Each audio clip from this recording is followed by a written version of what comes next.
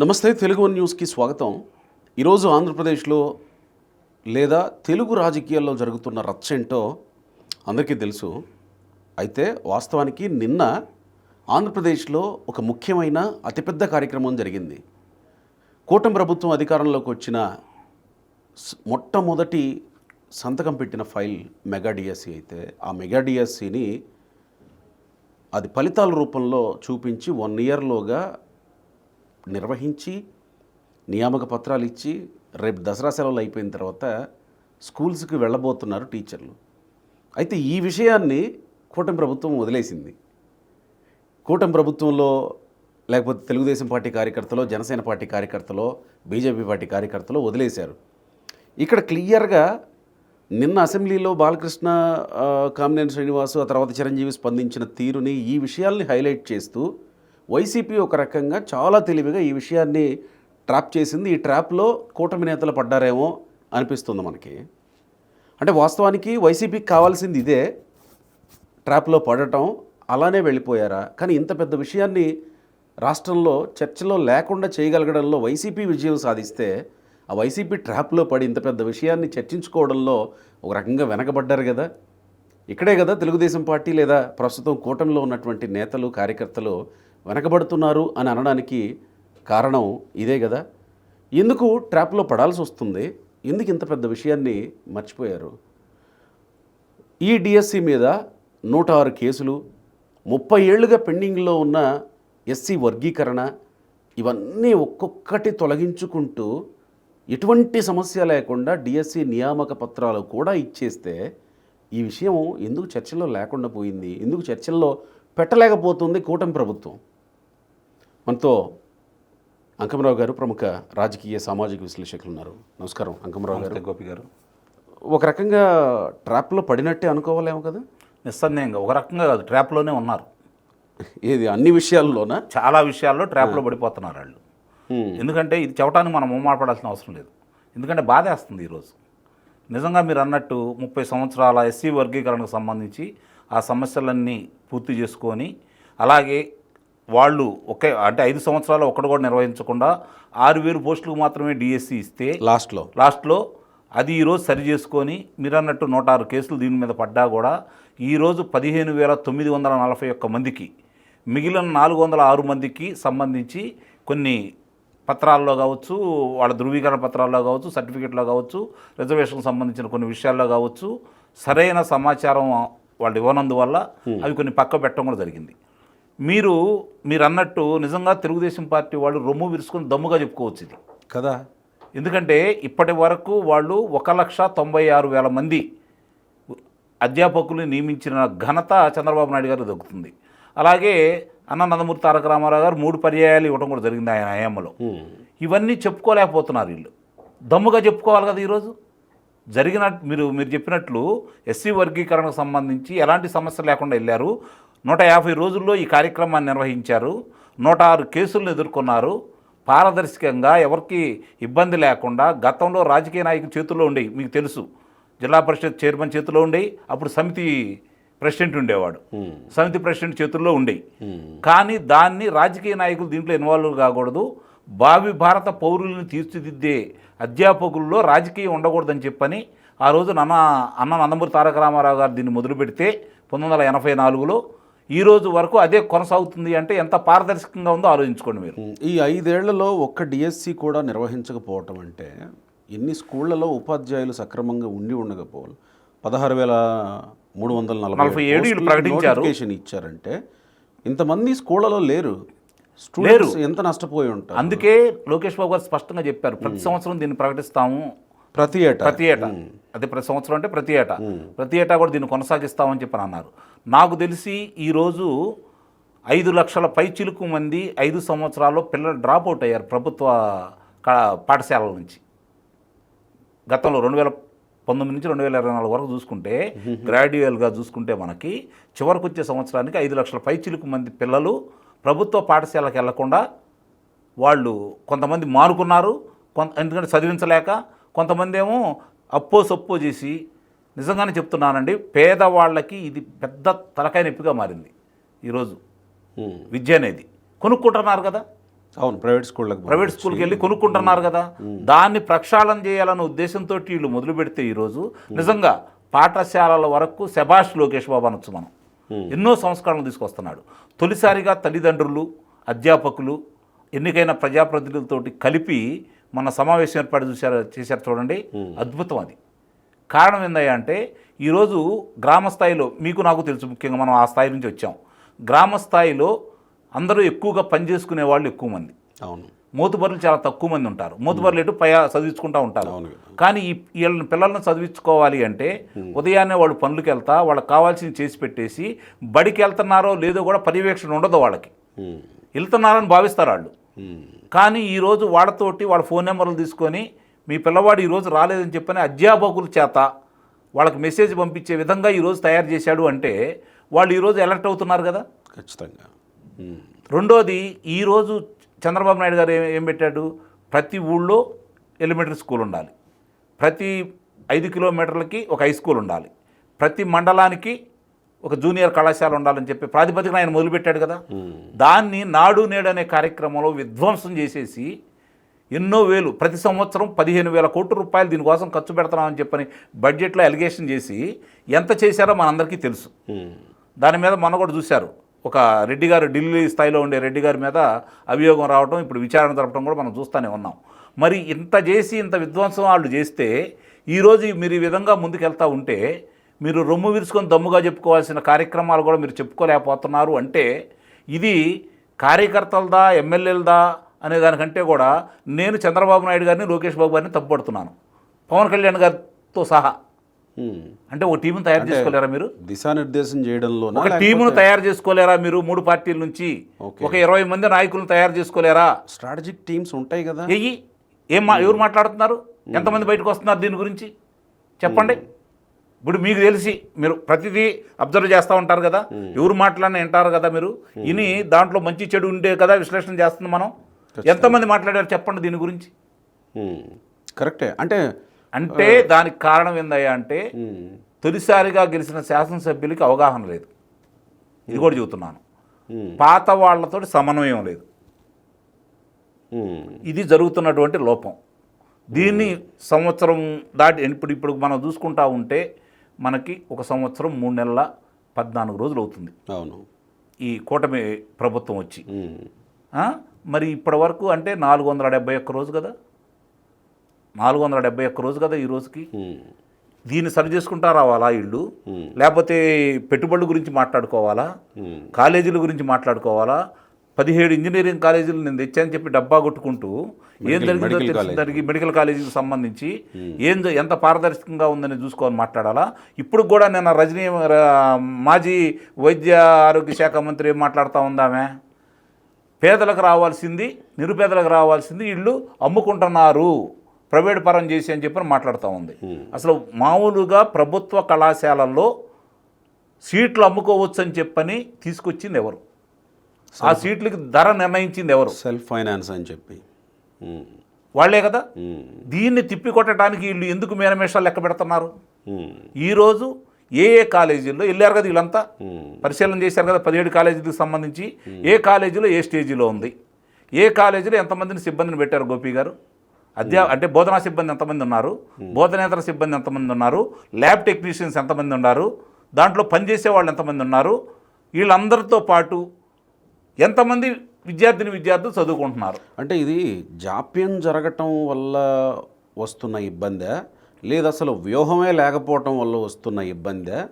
వ్యూహం లేకపోవడం వల్ల వస్తున్నటువంటి ఇబ్బంది. ఇప్పుడు వెళ్ళారు, నేను అనేది ఏంటంటే అందరూ వెళ్ళారు, వీళ్ళు పరిశీలించారు, అన్ని కాలేజీలకు వెళ్ళి పరిశీలించారు. అంటే ఒక మెడికల్ కాలేజ్ వ్యవహారమే కాదు, సరే ముందు మెడికల్ కాలేజీ తీసుకుందాం. ఇది మాట్లాడే కదా మెడికల్ కాలేజీ విషయం తీసుకుందాం. మెడికల్ కాలేజీకి వెళ్ళినప్పుడు వీళ్ళు పరిశీలించారు కదా, ఏ కాలేజీ పరిస్థితి ఎంత ఉంది, ఎంతమంది విద్యార్థులు, కనీసం వీళ్ళైనా చెబుతున్నారా? వాళ్ళు ఎటు చెప్పుకోలేకపోతున్నారు. మీరన్నా చెబుతున్నారా? ఈరోజు భారతదేశ వ్యాప్తంగా 10,000 మెడికల్ సీట్లు పెరిగినాయి. దామాషా ప్రకారం ఎవరికి వస్తుంది? కాలేజీలో ఉండాలి లెక్క ప్రకారం వచ్చింది, కానీ జనాభా లెక్క ప్రకారం రాదుగా. కాలేజీలు పూర్తి చేయాలి కదా. అతను చేసింది 17%, మీరు వచ్చి ఇప్పుడు చేసింది 9%. ఇన్ని ఇబ్బందుల్లో ఉన్నా కూడా మీరు వచ్చి ఇప్పుడు మొదలుపెట్టి దాన్ని పూర్తి చేయడానికి మీరు 9% చేస్తున్నారు. దాని గురించి మాట్లాడుకునే వాళ్ళు ఎంతమంది ఉన్నారు? ప్రతిదానికి ముఖ్యమంత్రి మాట్లాడాలా, చంద్రబాబు నాయుడు గారు మాట్లాడాలా, లోకేష్ బాబు గారు మాట్లాడాలా, పవన్ కళ్యాణ్ గారు మాట్లాడాలా, లేకపోతే భారతీయ జనతా పార్టీ తరపు నుంచి మాధవ్ గారు మాట్లాడాలా? అంటే మిగిలిన బాధ్యత లేదా? మీరు శాసనసభ్యులు కాదా? మీ మీ నియోజకవర్గాల్లో, మీ ప్రాంతంలో, మీ జిల్లాలో ఏం జరుగుతుంది చెప్పుకోలేకపోతే మీరు ఎందుకు ఇంకా ఎవరు చెప్పాలి? కనీసం వీళ్ళు ఎటు చేయలేకపోతున్నారు కాబట్టి ఒక 20 మందినో 25 మందినో 3 పార్టీల తరపు నుంచి ఒక కూటమిగా తయారు చేసేసి ఈ బాధ్యత మీది, ప్రతి విషయం వాళ్ళకి అప్ టు డేట్ నిమిషంలో వాళ్ళకి పంపించేటట్టుగా అవతరాలు మాట్లాడితే ఇదిగో అంకెలతో సహా జరుగుతుంది, ఇది గతంలో జరిగింది అని చెప్పే మనుషులు మీరు ఎందుకు తయారు చేయలేకపోతున్నారు? నేను సోషల్ మీడియాలో చూశాను ఈ వర్గీకరణ విషయానికి వస్తే, వర్గీకరణలో ప్రత్యేకంగా మేము నష్టపోతున్నాం అనేది మాదిగల డిమాండ్. అవును. వాళ్ళు కొంతమంది ఈరోజు సోషల్ మీడియాలో పోస్టులు పెడుతున్నారు. ఈరోజు ఈ ఒక్క డిఎస్సి వల్ల, వర్గీకరణ జరగడం వల్ల మళ్ళీ వాళ్ళకి వచ్చింది తక్కువే, వాళ్ళకి రిజర్వేషన్లో 1% తక్కువే వచ్చిందనేది వాళ్ళకి ఉన్నప్పటికీ కూడా 1650 ఉద్యోగాలు ఒక డిఎస్సిలో వచ్చాయి. అవును. 2000లో ఎస్సీ వర్గీకరణ ఆర్డినెన్స్ ద్వారా చంద్రబాబు నాయుడు అమలు చేస్తే 2004 వరకు వచ్చిన ఉద్యోగ నోటిఫికేషన్లలో దాదాపు 24,000 ఉద్యోగాలు మాదిగలకు వచ్చాయని వాళ్ళు ఇప్పుడు సోషల్ మీడియాలో పెట్టుకుంటారు. అవును. ఈ విషయాన్ని టీడీపీ వాళ్ళు ఎవరు మాట్లాడారు? అదే కదా నేను అనేది. ఇప్పుడు మీరు అన్నట్టు అంకెలతో సహా ఇంత స్పష్టంగా వాళ్ళకై వాళ్ళు చెప్పుకోగలుగుతున్నారు. నిన్న చూస్తే ఒక అతను కళ్ళెమ్మటి నీళ్ళు వచ్చి అతను మాట్లాడలేకపోతున్నాడు భావోద్వేగంతో.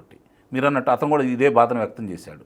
ఈ విధంగా ముందుకొచ్చి వాళ్ళు జరుగుతూ ఉంటే వాళ్ళ గురించి బైట్స్ తీసుకొని వాళ్ళందరినీ ప్రమోట్ చేసుకొని ఆ జిల్లాల వారీగా వచ్చిన వాళ్ళని లిస్టులు వేసుకొని ఈనాడు పేపర్కో, ఆంధ్రజ్యోతికో, సాక్షికో వీళ్ళందరికీ ఇచ్చుకుంటా ఉంటే వాళ్ళకి ఇవ్వకపోయినా కానీ ఇవ్వాలి.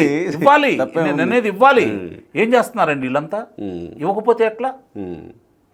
ఎంతమంది వార్తలు చూస్తారు? ఎంతమంది అనేది తీసి పక్కన పడేస్తే చదువుకునే వాళ్ళు కొంతమంది అయినా ఉంటారు కదా, వాళ్ళందరికీ తెలుస్తాయి కదా ఇవన్నీ. మీరు అన్నట్టు మిగిలిన విషయాలు చెప్పాల్సిన బాధ్యత వీళ్ళకైతే ఉంది కదా. ఈరోజు వాళ్ళకి వచ్చి బయటకు వచ్చి చెప్తా ఉంటే దాన్ని భుజాన్ని వేసుకొని ముందుకు తీసుకెళ్లాల్సిన వాళ్ళు, పదవి రాని వాళ్ళు బాధపడి కొంతమంది దూరంగా ఉన్నారంటే ఒక అర్థం చేసుకోవచ్చు. పదవి వచ్చిన వాళ్ళు కూడా ఏం చేస్తున్నారండి?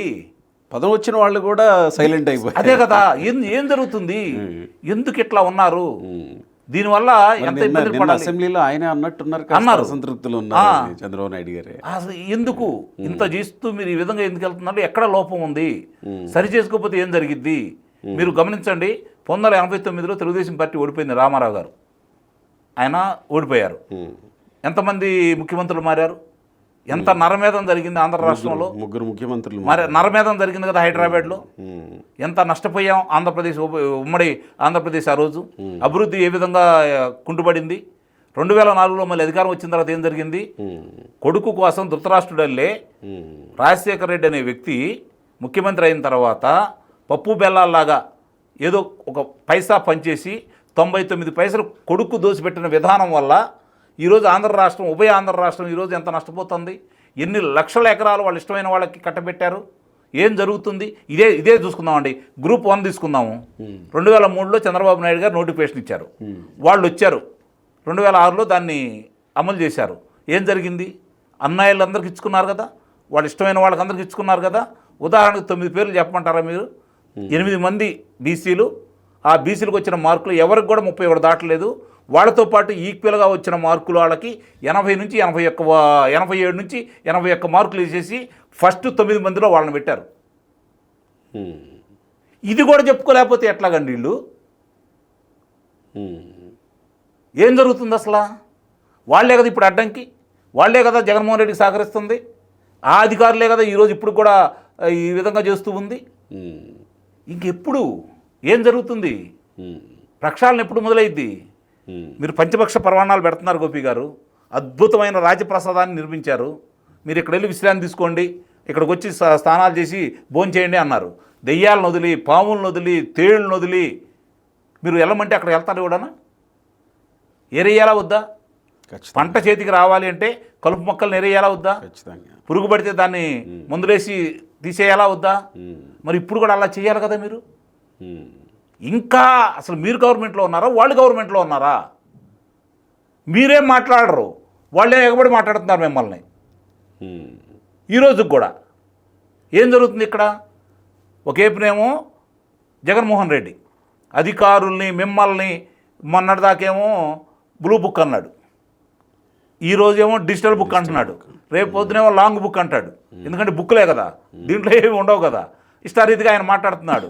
ఒక ఏపు నుంచో నాయకులేమో కారుమూరి నాగేశ్వరరావు అంటాడు, బయటకు వచ్చేసి గుంటూరుకి యువతల కృష్ణా జిల్లా కానించి మొదలు పెడితే బయటికి లాక్కొచ్చి తంతానంటాడా, ప్రకాశం జిల్లా కానించి మొదలుపెట్టి బయటికి లాగి నరుగుతానంటాడా. ఏం చేశారయ్యా ఇప్పుడు దాకా ఆయన్ని? ఏం జరుగుతుంది? ఇది కదా మీరు ఇచ్చేయాల్సు, అందుకు కదా వాళ్ళు మాట్లాడుతుంది. వాళ్ళు చేసిన నేరాలు కళ్ళ ముందు కనపడుతుంది. ఎక్కడ ఇది జరుగుతుంది అనేది అంటే నాయకుల స్థాయిలోనా కార్యకర్తల స్థాయిలోనా అందిపుచ్చుకోవటంలో కార్యకర్తలు విఫలమవుతున్నారా, లేకపోతే ట్రాప్లో పడుతున్నారా అనేది మనం మాట్లాడాం. ఏది అందిపుచ్చుకోవటంలో కార్యకర్తలు విఫలమవుతున్నారు అంటే ప్రభుత్వం మీద ఉన్న అసంతృప్తిగా ఉండడం వల్ల సైలెంట్గా ఉంటుంది. నిస్సందేహంగా అనుమానం ఏముంది దాంట్లో? నేను గోపి గారి మీద పోరాడాను. ఈరోజు గోపి గారు అధికారంలో రంగంలో వచ్చి నా నెత్తి మీద కూర్చుంటే నేను ఎట్టా పోరాడతాను చెప్పండి? ఎవరి మీద పోరాడాడు? ఇంకా 57 నియోజకవర్గాల్లో ఇళ్ళు వాళ్ళు వచ్చి ఎందుకు చేరుతున్నారు ఈ పార్టీలో? వాళ్ళని తీసుకొచ్చి ఎందుకు పెత్తనం ఇస్తున్నారు ఈ పార్టీలో? ఎందుకు మనస్ఫూర్తిగా పోరాడతాడు కార్యకర్త? కళ్ళ ముందు కనపడుతుంది కదా ఈరోజు జరుగుతున్న విషయాలన్నీ కూడా. అంటే నీకు 5 సంవత్సరాలు నీ కోసం పోరాడిన కార్యకర్తల లిస్టు మీ దగ్గర లేదా? పదవులు వచ్చేటప్పుడు వాళ్ళకి కదా ఫస్ట్ ప్రిఫరెన్స్ ఇవ్వాల్సింది. అరే మొన్న జరుగుతుందండి అంటే మనం అనకూడదు, కానీ మండల స్థాయి నాయకులు నియమించాలంటే ఏం జరుగుతుందో మొన్న బయటపడి మాట్లాడుతున్నారు. అంటే పోరాడిన వాళ్ళు మీకు వద్దా? నిజమైన కార్యకర్తలు మీకు వద్దా? ఏం జరుగుతుంది పార్టీలో? ఎందుకు ఇలా జరుగుతుంది? ఎప్పుడు చూడాలి నేను ఇది. తెలుగుదేశం ప్రభుత్వంలో చంద్రబాబు నాయుడు గారు అప్పుడు రామారావు గారి హయాంలో కావచ్చు, ఇప్పుడు చంద్రబాబు నాయుడు గారి హయాంలో కావచ్చు, గతంలో ఇలా చూడాల. అంటే నాకు ఒకటి అనిపించింది అంకమరావు గారు, ఈరోజు సోషల్ మీడియా చూస్తుంటే వాట్సాప్, ఫేస్బుక్, ట్విట్టర్, వాటెవర్ ఏది చూసినా వాట్సాప్ గ్రూపుల్లో కూడా తిరుగుతూ ఉంటాయి కదా. ఒక రకంగా వైసీపీ ఏదైతే ఆశిస్తుందో జనసేన టీడీపీని విడగొట్టాలని ఖచ్చితంగా ఆశిస్తారు వాళ్ళు. అవి అలాంటి కామెంట్లే చేస్తారు. అలాంటి వైపుగానే ఒకరికొకరు కామెంట్లు చేసుకున్నట్టు వెళుతున్నట్టే కనపడతారు. జరుగుతుంది. డిబేట్లో కూడా చూస్తున్నాను, సమన్వయం కోల్పోయి కూడా మాట్లాడుతున్నారు కొంత డిబేట్లో కూడా. ఎందుకంటే వాళ్ళు ఫ్రస్ట్రేషన్ తట్టుకోలేకపోతున్నారు. ఇప్పుడు వాళ్ళని సమర్థించుకోవాలో విమర్శించాలో అర్థం కాని పరిస్థితుల్లో డోలామాయన కొంతమంది అయితే బహిరంగానే మాట్లాడుతున్నారు. ఎందుకంటే వాళ్ళ అభిప్రాయాలు చెబుతున్నారు. నేను పార్టీ వ్యక్తిగా చూడొద్దు, నేను వ్యక్తిగతంగా మాట్లాడతాం అనే స్థాయిలోకి వచ్చేసారు. ఇది అదేంటి ఆ సమన్వయం ఏర్పాటు చేసుకోవాల్సిన బాధ్యత అధినాయకత్వం మీద ఉందని అయితే నేను భావిస్తున్నా. ఇంకా ఆ వైపు పార్టీ కాకపోతే ఆ వ్యక్తిని డిబేట్లోకి ఎందుకు పిలుస్తారు? అసలు వ్యక్తిగతంగా పిలవరు కదా. అదే కదా, అదే కదా. అక్కడికి వచ్చిన తర్వాత వ్యక్తిగతం అనేది మాట్లాడకూడదు కదా. ఉంటుంది పార్టీ ప్రతినిధిగానే మాట్లాడాలి కదా. మాట్లాడతారు. మరి ఇవన్నీ కూడా ఇప్పుడు ఒక కార్యకర్త, ఒక నాయకుడేమో సమర్థించడానికి ప్రయత్నం చేస్తాడు, ఆ నాయకుడేమో అసంతృప్తి వ్యక్తం చేస్తాడు. మీరిద్దరు మాట్లాడితే వాళ్ళకి ఆయుధాలు అవుతుంది కదా. అదే తీసుకెళ్లి మీమ్స్ లో పెట్టుకుంటున్నారు కదా వాళ్ళు, అంటే రీల్స్ లో పెట్టుకుంటున్నారు. ఏమీ లేదు అని అనట్ల నేను, దేర్ ఈస్ సంథింగ్ ఉన్నప్పటికీ కూడా ఏది పెద్ద విషయం మాట్లాడుకోవాల్సింది, ప్రచారం చేసుకోవాల్సింది. ఇప్పుడు 5 సంవత్సరాల విధ్వంసం కళ్ళ ముందు కనపడుతుంది.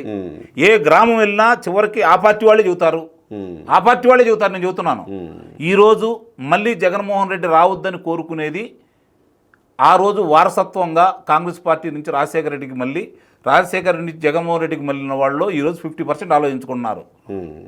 మళ్ళీ జగన్మోహన్ రెడ్డి అనే అతను అధికారంలో రావద్దు అని చెప్పని. ప్రజలు ఏమనుకుంటున్నారు?